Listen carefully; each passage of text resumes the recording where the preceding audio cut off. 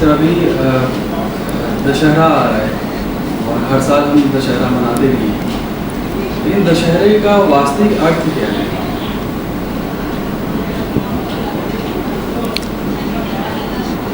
जिसके 10 सर वही रावण।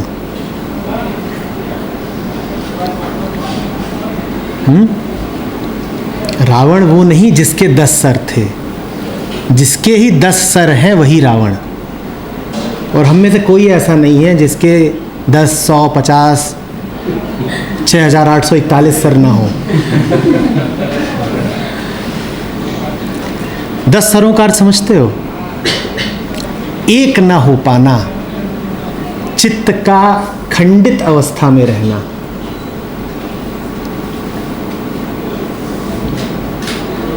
मन पर तमाम तरीके के प्रभावों का होना, और हर प्रभाव एक हस्ती बन जाता है, वो अपनी एक दुनिया बना लेता है, वो एक सर, एक चेहरा बन जाता है। इसीलिए हम एक नहीं होते हैं। रावण को देखो ना, महाज्ञानी है, शिव के सामने जो वो है, क्या वही वो सीता के सामने है?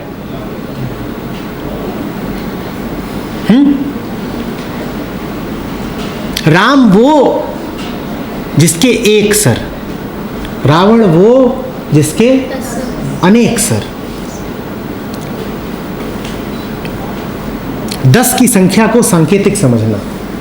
10 माने 10 ही नहीं, 9 माने भी 10, 8 माने भी 10, 6 माने भी 10 और 6000 माने भी 10।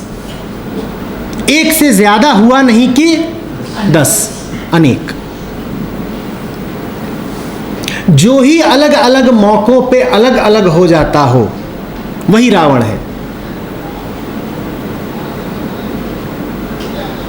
मजेदार बात यह है कि रावण के 10 सरों में एक भी सर रावण का नहीं है, क्योंकि जिसके 10 सर होते हैं उसका अपना तो कोई सर होता ही नहीं। उसके तो 10 सर प्रकृति के होते हैं, समाज के होते हैं, परिस्थितियों के होते हैं।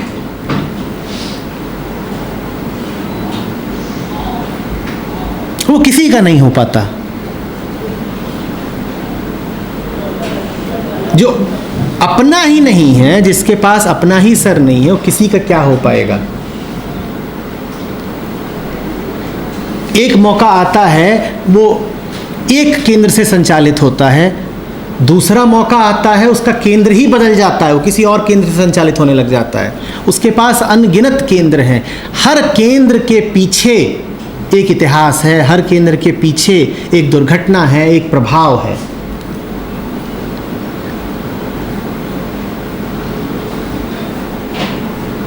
कभी वो आकर्षण के केंद्र से चल रहा है, कभी वो ज्ञान के केंद्र से चल रहा है, कभी वो घृणा के केंद्र से चल रहा है,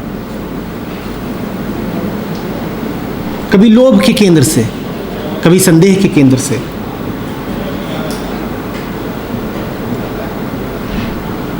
जितने भी हमारे केंद्र होते हैं वो सब हमारे रावण होने के द्योतक होते हैं। राम वो जिसका कोई केंद्र ही नहीं है, जो मुक्त आकाश का हो गया। यहां एक वृत्त खींच दिया जाए, आपसे कहा जाए इसका केंद्र निर्धारित कर दीजिए, आप उंगली रख देंगे यहां पर। आप इस मेज का भी केंद्र बता सकते हैं, आकाश का केंद्र आप नहीं बता पाएंगे। आकाश में तो तुम जहां पर हो वहीं पर केंद्र है, अनंत है। राम वो जो जहां का है वहीं का है। अनंतता में प्रत्येक बिंदु केंद्र होता है। राम वो जो सदा स्व केंद्रित है, जो जहां पर है वहीं पर केंद्र आ जाता है। रावण वो जिसके अनेक केंद्र हैं और वो किसी भी केंद्र के प्रति पूर्णतया समर्पित नहीं है।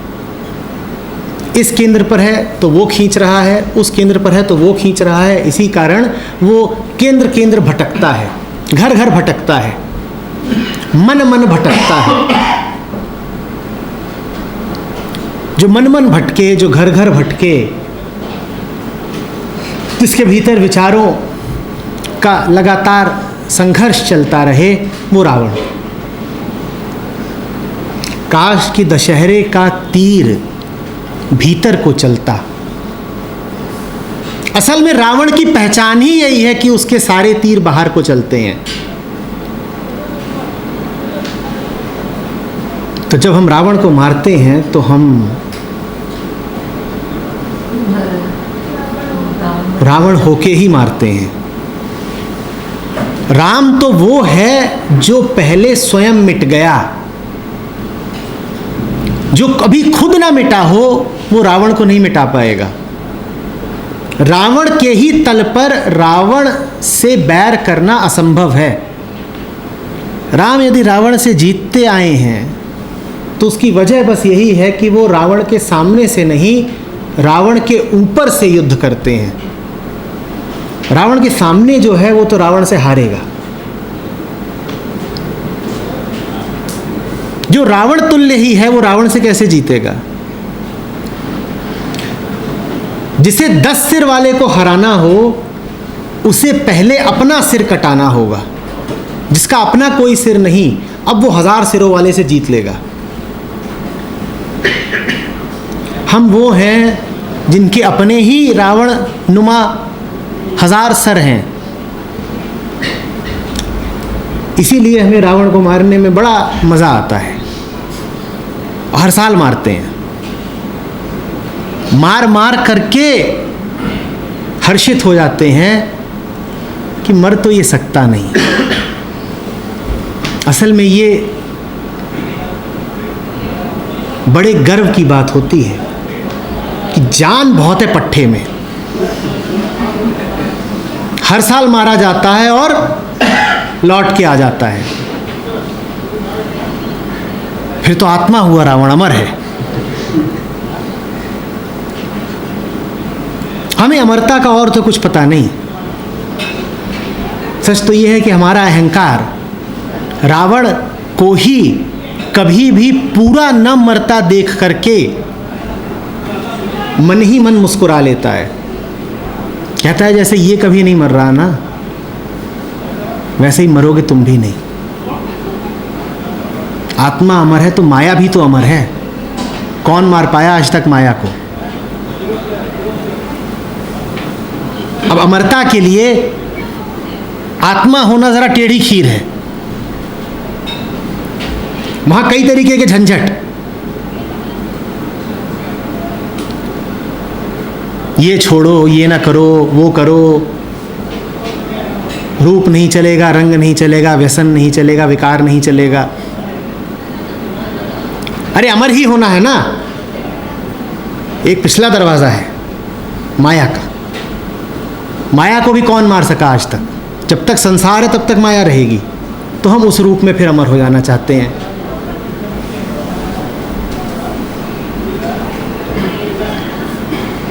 कभी विचार किया आपने? हर साल मारते हो, कभी मार ही दो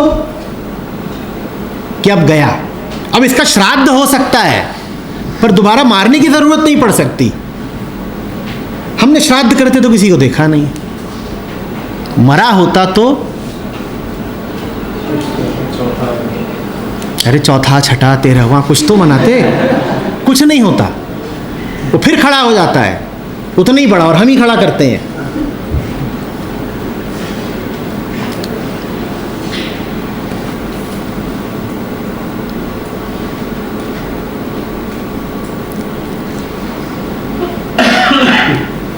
आंतरिक विभाजन का ही नाम रावण है।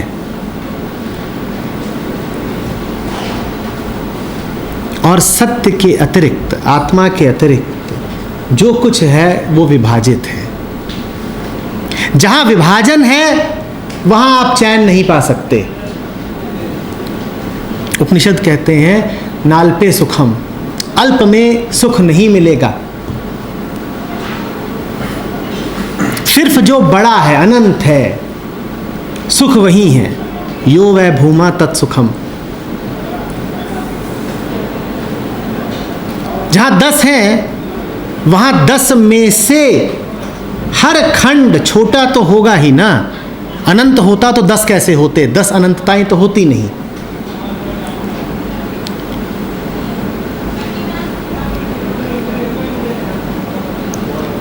छोटे होके जीना, खंडित होके जीना, दीवारों के बीच जीना, प्रभावों में जीना, इसी का नाम है रावण।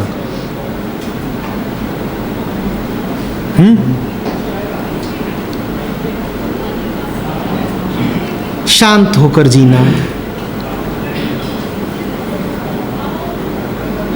विराट होकर के, आकाश होकर के जीना, इसका नाम है राम। जहाँ क्षुद्रता है, हीनता है, दायरे हैं, वहीं समझ लीजिए राक्षस वास करता है। वहीं पर आपकी सारी व्याधियां हैं।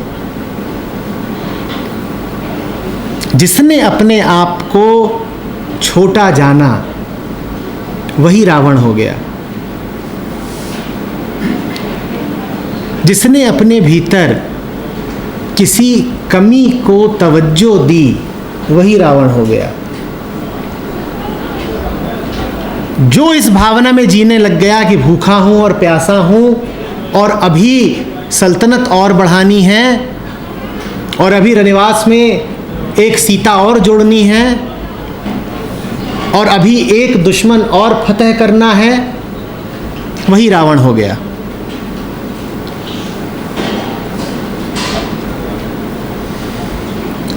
जो ही आंतरिक रूप से छोटा होकर के यूं डर गया कि सद्वचन से मुंह फेर ले और जो राम का नाम ले उसे देश निकाला दे दे, उसे अपने से दूर कर दे, वही रावण हो गया।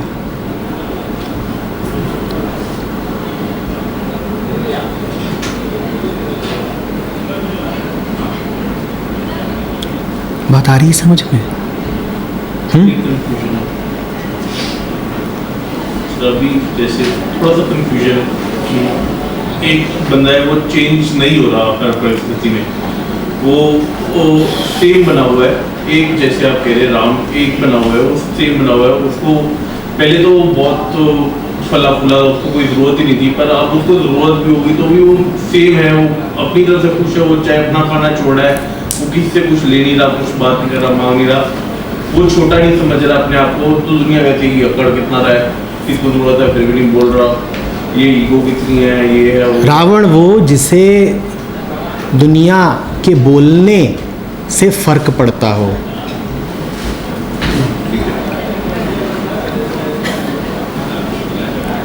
और मैं निवेदन कर रहा हूं कि मैं उतना ही बोल रहा हूं जितना मैं बोल रहा हूं। मेरी बात में अपनी बात जोड़ करके मेरे सामने ना रखा करें। मैंने कब कहा कि आदमी कभी बदले ना? मैंने कहा आप किस केंद्र से संचालित हो रहे हैं ये जरूरी है। रावण वो जो कभी भय के केंद्र से संचालित हो रहा है, कभी संदेह के केंद्र से, कभी राग, कभी द्वेष, कभी क्रोध, कभी गर्व। राम वो जिनके केंद्र में सिर्फ एक मौन है, खालीपन, स्थिरता, जहां कुछ भी पहुंचता नहीं, जिसे कुछ भी गंदा नहीं कर सकता। रावण वो जिसने एक ऐसी जगह को अपना केंद्र बना लिया है जिसे गंदा करना आसान है। कि कोई आया और जरा व्यंग कर गया तो चोट लग गई।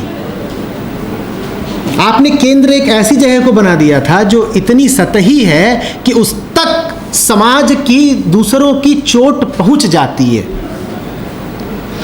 आपका केंद्र इतना गहरा होना चाहिए कि जैसे पृथ्वी का गर्भ, जहां पे आपकी खुरपी और कुदाल और मशीनें पहुंच ही नहीं सकती, या आपका केंद्र इतना ऊंचा होना चाहिए कि जैसे आकाश की गहराई, कि जिसको आपका विचार भी ना नाप सकता हो, कि जिस पर कोई पत्थर उछाले तो पत्थर वापस ही आकर के गिरेगा, आप तक नहीं पहुंचेगा। आप इतने गहरे बैठे हो कि वहां तक कोई चोट, कोई पत्थर, कोई उलाहना, कोई उपहास पहुंचती ही नहीं। तुम्हें जो करना है कर लो, तुम मुझे जितना परेशान करना चाहते हो कर लो, तुम मुझे खरोंचे तो मार सकते हो, तुम मुझे लहूलुहान तो कर सकते हो, पर तुम मेरे केंद्र तक नहीं पहुंच सकते हो, तुम्हारी पहुंच से बहुत दूर है। दुनिया क्या कहेगी, क्या सुनेगी, क्या सोचेगी, ये बातें सतही तौर पर तो हम संज्ञान में ले लेते हैं, पर गहराई से हमें इससे कोई लेना देना है नहीं। जो मन में आए कहते रहो, जैसे तुम ऊपर ऊपर से कह देते हो वैसे ही ऊपर ऊपर से ले लेंगे, पर तुम्हारी कही बात को हम अपनी आत्मा नहीं बनने देंगे, अपना केंद्र नहीं बनने देंगे। हम अपने हृदय को नहीं मलिन होने देंगे तुम्हारे आक्षेपों से।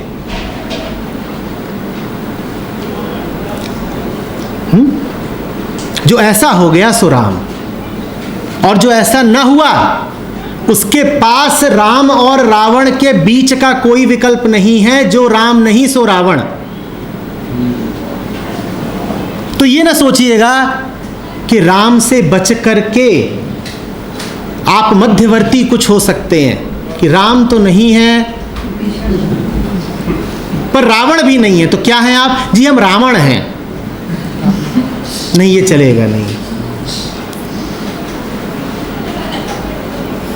ये आध्यात्मिक खिचड़ी होती नहीं। या तो राम नहीं तो रावण, सत्य नहीं तो माया,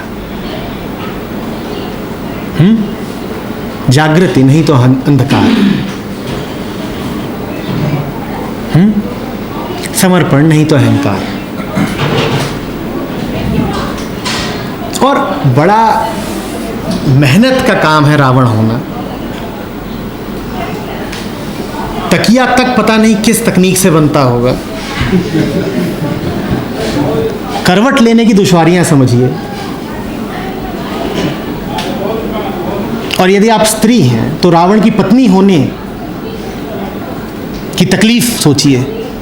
10 सर हैं, उससे कहीं सहज है राम हो जाना। आपको मेहनत करने में कुछ विशेष आनंद है क्या? दाढ़ी बनाते बनाते आधा दिन बीत जाएगा।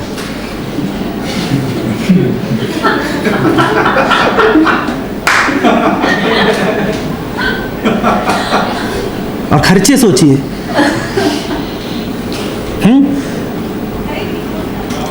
एक मैट्री ब्रेड एक बार में।